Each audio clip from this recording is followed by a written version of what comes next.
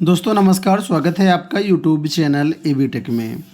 आज है 28 नवंबर 2024 और जान लेते हैं आज की महत्वपूर्ण खबरें जो आज के प्रमुख समाचार पत्रों पे छाई हुई हैं और आप लोगों के लिए बहुत ही इम्पोर्टेंट है।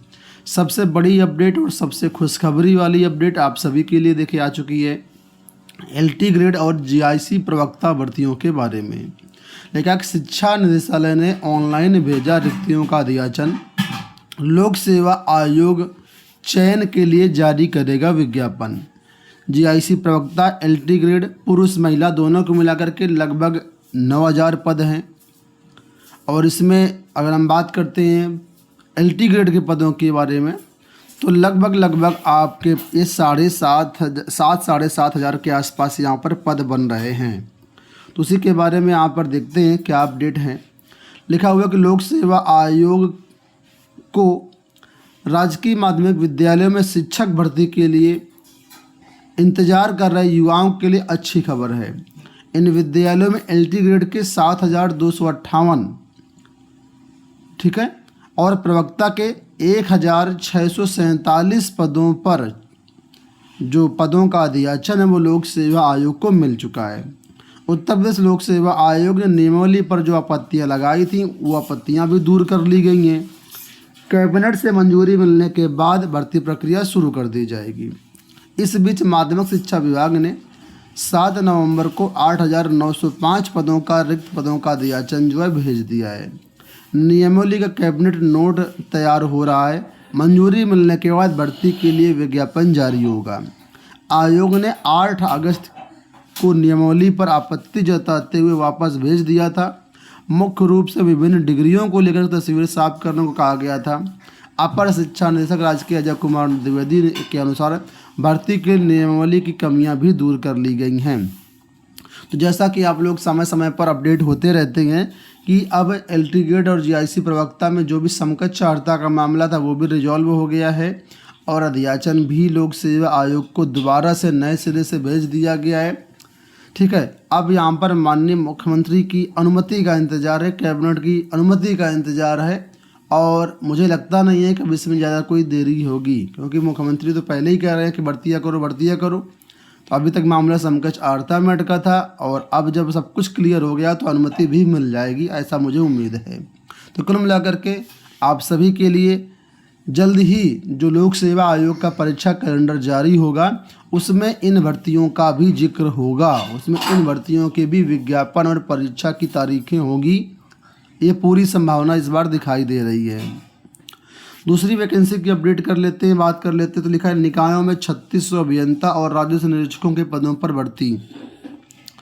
शहरों में बेहतर सुविधा देने के लिए राज्य सरकार निकायों में 3600 से अधिक अभियंताओं के लिए खाद्य एवं सफाई व कर निरीक्षकों की नियुक्ति करेगी। शहरों में बढ़ते प्रदूषण को रोकने के लिए पहली बार पर्यावरण अभियंता भी रखे जाएंगे। इनका मुख्य काम केंद्र द्वारा दिए जाने वाले दिशा निर्देशों का पालन कराना होगा।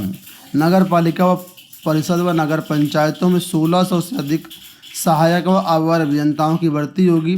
नगर विकास विभाग इस संबंध में जल्द ही लोक सेवा आयोग व यूपीएससी को अध्याचन भेज करके भर्ती करने जा रहा है।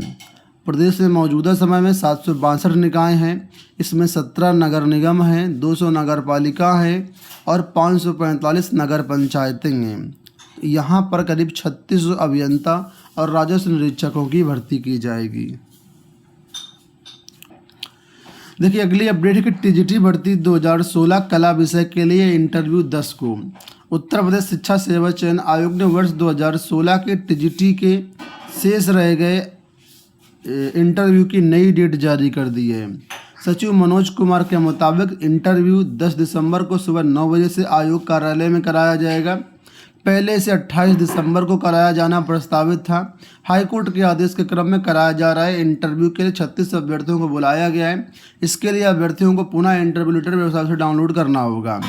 माध्यमिक शिक्षा सेवा चयन बोर्ड की टीजीटी 2016 की भर्ती में कुल 383 पद थे।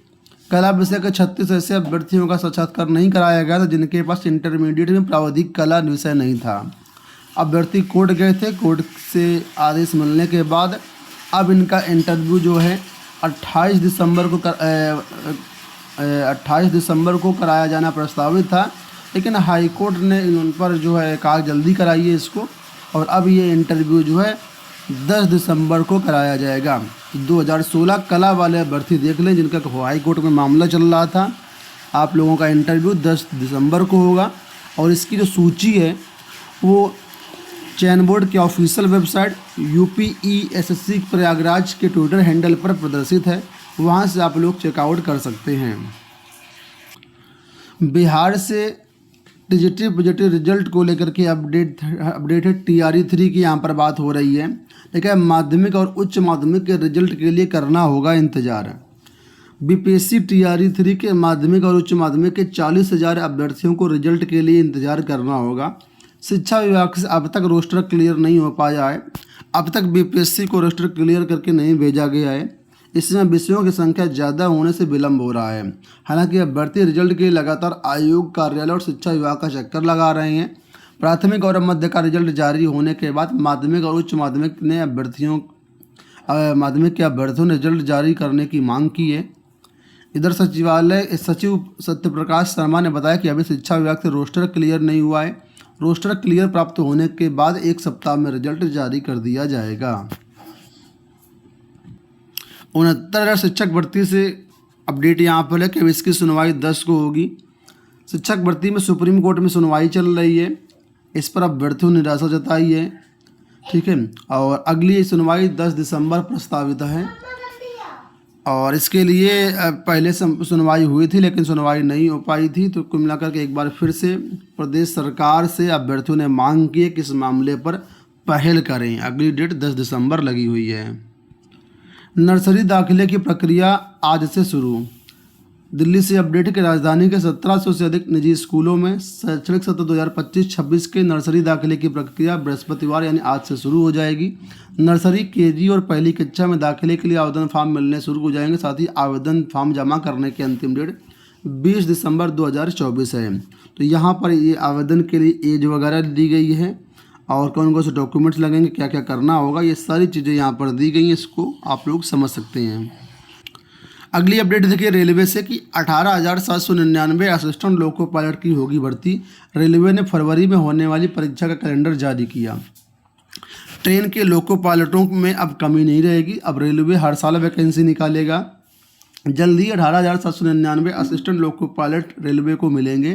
पिछले 3 दिनों से इसके लिए परीक्षा आयोजित की जा रही है। अभी तक 13.5 लाख छात्रों की परीक्षा हो चुकी है। 2 दिन और इस परीक्षा का आयोजन रेलवे करवाएगा और रेलवे ने 2025 के लिए अभी ही जॉब कैलेंडर भी जारी कर दिया है। तो कुल मिलाकर के अगले साल जो है ये जो परीक्षा होगी रेलवे की, उसके लिए कैलेंडर जारी कर दिया गया। आप लोग इसको ऑफिशियल वेबसाइट के माध्यम से देख सकते हैं।